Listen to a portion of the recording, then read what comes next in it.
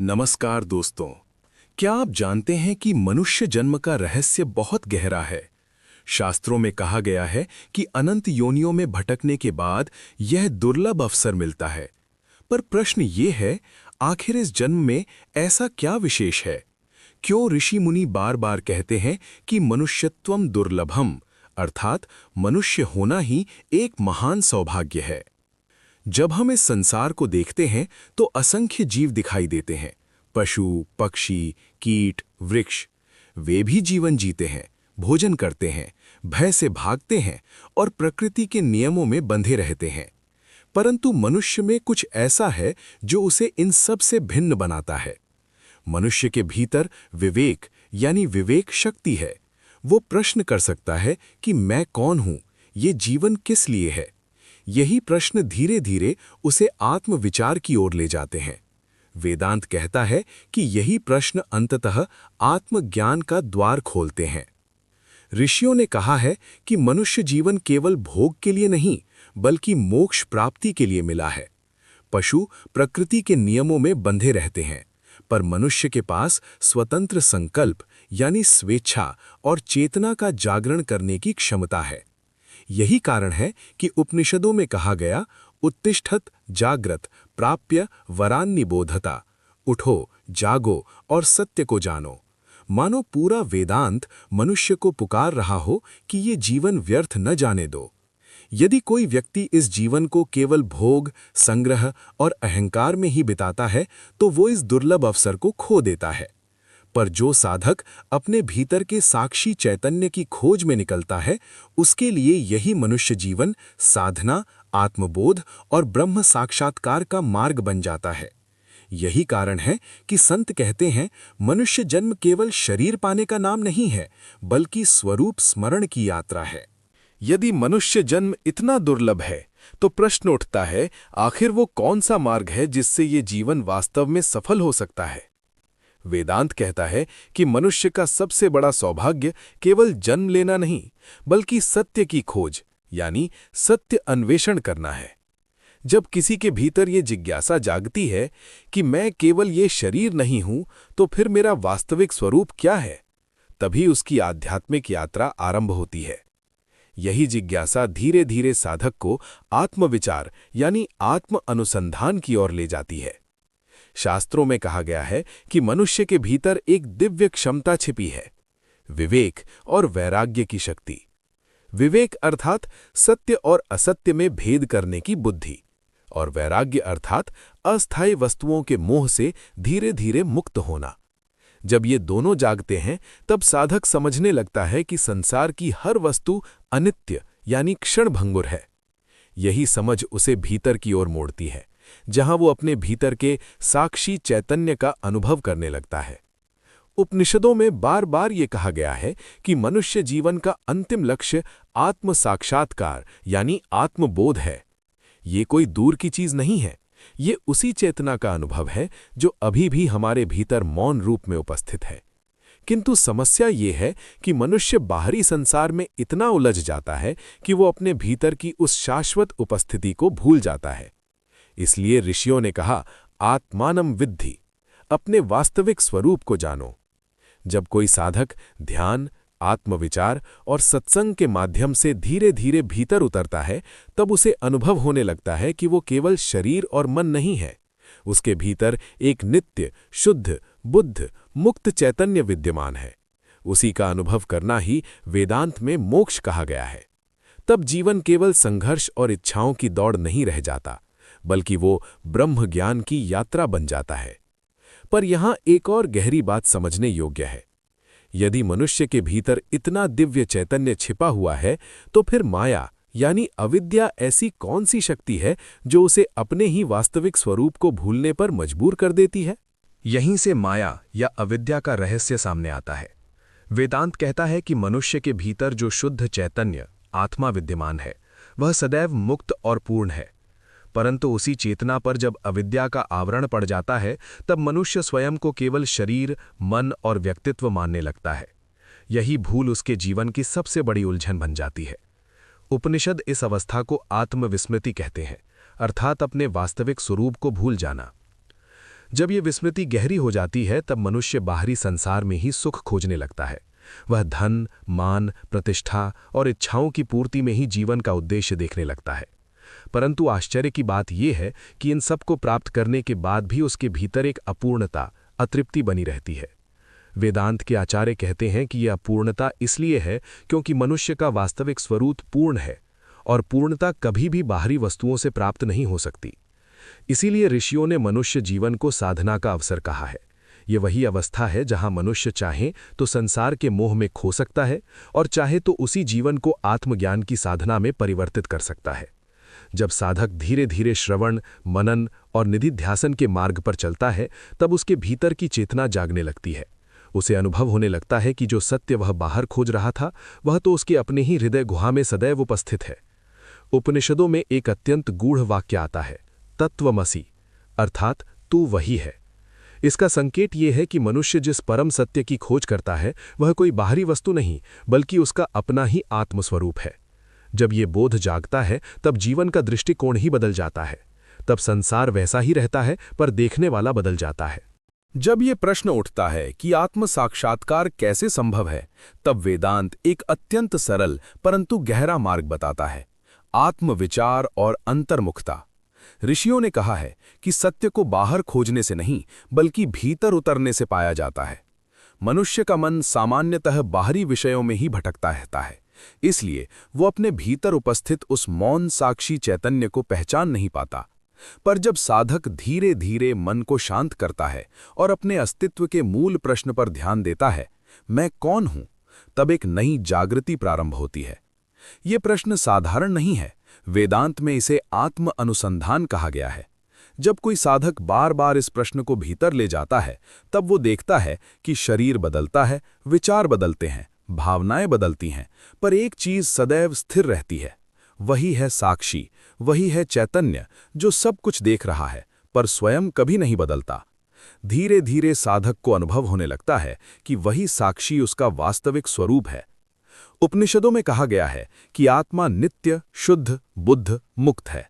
न वो जन्म लेती है न नष्ट होती है। मनुष्य जीवन का वास्तविक उद्देश्य इसी सत्य का प्रत्यक्ष अनुभव करना है।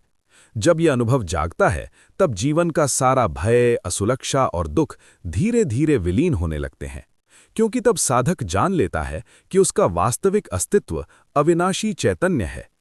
इसीलिए संतों ने कहा है कि मनुष्य जन्म केवल संसार में जीने के लिए नहीं बल्कि स्वरूप जागरण के लिए मिला है। ये एक ऐसी यात्रा है जिसमें बाहरी उपलब्धियों से अधिक महत्व भीतर की जागृति का होता है। जब ये जागृति प्रकट होती है तब साधारण जीवन भी एक दिव्य साधना बन जाता है।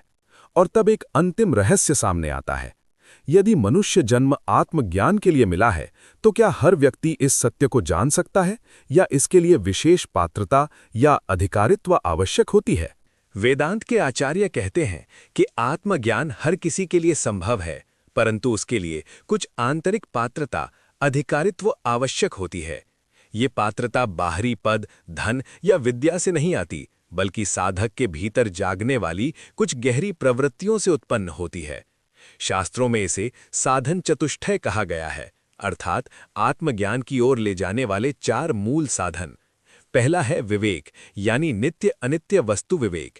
ये समझ कि जो बदलता है वो अनित्य है और जो कभी नहीं बदलता वही सत्य है। जब ये विवेक जागता है तब मनुष्य संसार की क्षणभंगुर वस्तुओं को अंतिम सत्य मानना छोड़ देता है। दूसरा है वैराग्य, अर्थात अस्थायी सुखों के प्रति धीरे धीरे मोह का कम होना। ये त्याग जबरदस्ती नहीं होता बल्कि समझ के साथ स्वाभाविक रूप से उत्पन्न होता है। तीसरा है षट संपत्ति, शम, दम, उपरति, तितिक्षा, श्रद्धा और समाधान। ये मन को स्थिर और शांत बनाने वाली आंतरिक शक्तियां हैं।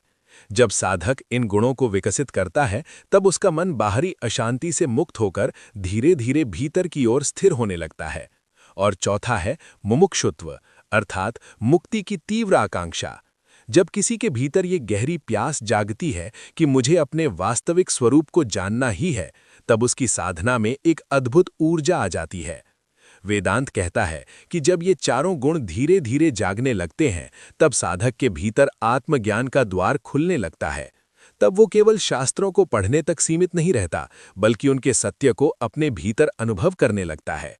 यही वो अवस्था है जहां मनुष्य जीवन अपनी सर्वोच्च संभावना को स्पर्श करता है। इसीलिए ऋषियों ने कहा है कि मनुष्य जन्म केवल एक अवसर नहीं, बल्कि एक दिव्य निमंत्रण है, अपने भीतर छिपे उस अनंत ब्रह्म स्वरूप को पहचानने का निमंत्रण। जो इस निमंत्रण को स्वीकार कर लेता है, उसके लिए जीवन साधारण नहीं रहता, वो आत्मबोध की महायात्रा बन जाता है। परंतु यहाँ एक अत्यंत सूक्ष्म और गूढ़ सत्य छिपा है। वेदांत के आचार्य कहते हैं कि मनुष्य जन्म का महत्व केवल इसलिए नहीं है कि इसमें ज्ञान प्राप्त किया जा सकता है, बल्कि इसीलिए भी कि यही वो अवस्था है जहां अविद्या से जागरण संभव है। अन्य योनियों में जीव मुख्यतः प्रकृति के प्रवाह में बहता रहता है, पर मनुष्य के भीतर ये अद्भुत क्षमता है कि वो स्वयं को देख सके, अपने विचारों को परख सके और अपने अस्तित्व के मूल प्रश्न पर चिंतन कर सके। यही क्षमता उसे आत्मबोध की दिशा में आगे बढ़ाती है। जब साधक इस रहस्य को समझने लगता है, तब उसके जीवन का दृष्टिकोण बदलने लगता है। वो धीरे धीरे ये अनुभव करता है कि संसार में जो कुछ भी दिखाई दे रहा है, सुख, दुख, लाभ, हानि, मान और अपमान, ये सब समय के साथ बदल जाने वाली अवस्थाएं हैं। वेदांत इन्हें अनित्य भाव कहता है। पर इन सब परिवर्तनों के बीच जो सदा स्थिर रहता है, वही है आत्मा का नित्य चैतन्य। ऋषियों ने कहा है कि मनुष्य जीवन का वास्तविक साधन यही है कि साधक इस परिवर्तनशील संसार के बीच उस अपरिवर्तनशील साक्षी को पहचान ले। जब मन ध्यान, विवेक और आत्मविचार के माध्यम से धीरे धीरे शांत होता है, तब भीतर एक गहरा मौन प्रकट होता है। उस मौन में साधक को अनुभव होता है कि वो केवल शरीर या मन नहीं है, बल्कि एक शुद्ध साक्षी चेतना है, जो सब कुछ देख रही है, पर स्वयं कभी प्रभावित नहीं होती। उपनिषदों में इस अवस्था को स्वरूप बोध कहा गया है। जब ये बोध जागता है, तब जीवन का सारा भय समाप्त होने लगता है, क्योंकि साधक जान लेता है कि उसका वास्तविक अस्तित्व न जन्म से उत्पन्न होता है और न मृत्यु से समाप्त। वो तो सदैव नित्य, शुद्ध, बुद्ध, मुक्त आत्मस्वरूप है। और तब ये स्पष्ट होने लगता है कि मनुष्य जन्म का महत्व केवल संसार में जीने के लिए नहीं, बल्कि इस दिव्य सत्य को जानने के लिए है। यही कारण है कि संत और महापुरुष बार बार कहते हैं, मनुष्य जन्म दुर्लभ है, इसे केवल भोग में न गवाओ, इसे आत्मबोध की ज्योति में परिवर्तित करो। परंतु इस रहस्य का एक और आयाम है। यदि मनुष्य के भीतर आत्मा का प्रकाश पहले से ही विद्यमान है, तो फिर गुरु, शास्त्र और साधना का इस मार्ग में क्या महत्व है? जब यह प्रश्न उठता है कि यदि आत्मा का प्रकाश हमारे भीतर पहले से ही विद्यमान है, तो फिर गुरु, शास्त्र और साधना की आवश्यकता क्यों पड़ती है, तब वेदांत एक अत्यंत सुंदर उत्तर देता है। आत्मा तो सदैव स्वयं प्रकाश, स्वयं ज्योति है, परंतु मनुष्य की चेतना पर अविद्या का आवरण इतना गहरा हो जाता है कि वह उस प्रकाश को पहचान नहीं पाता। ठीक वैसे ही जैसे सूर्य आकाश में सदैव चमकता है, पर घने बादल उसके प्रकाश को हमारी आंखों से छिपा देते हैं।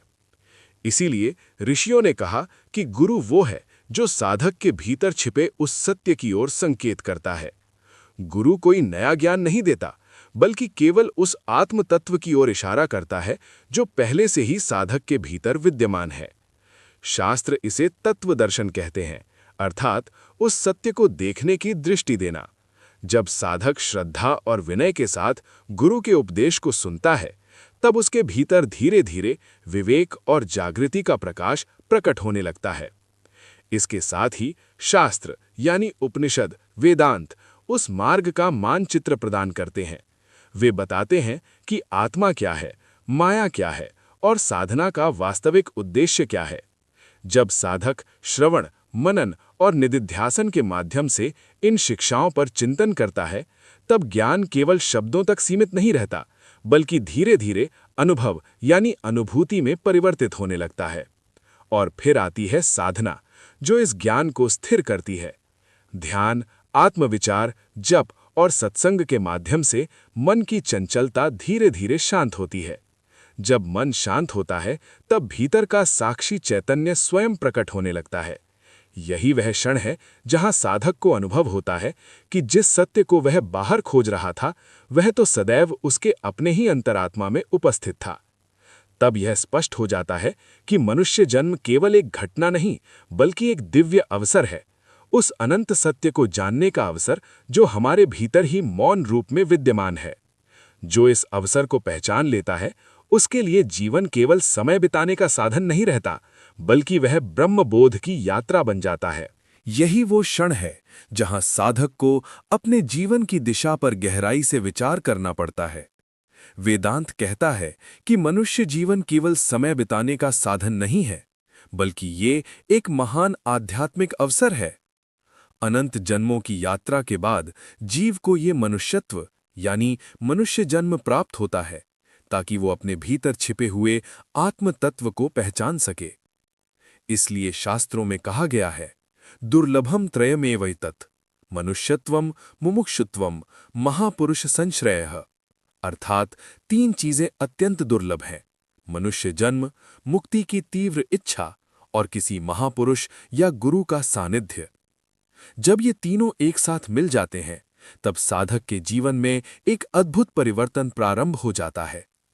उसकी दृष्टि धीरे धीरे बाहरी संसार से हटकर भीतर की ओर मुड़ने लगती है। वो समझने लगता है कि जीवन का वास्तविक उद्देश्य केवल भोग और उपलब्धि नहीं बल्कि स्वरूप जागरण है। यही जागरण धीरे धीरे उसे आत्मबोध की ओर ले जाता है। ऋषियों ने कहा है कि मनुष्य के भीतर एक मौन हृदय गुहा है जहां शुद्ध चैतन्य यानी आत्मा सदा प्रकाशित रहता है, परंतु मन की चंचलता और इच्छाओं का शोर इतना अधिक होता है कि उस मौन प्रकाश का अनुभव नहीं हो पाता।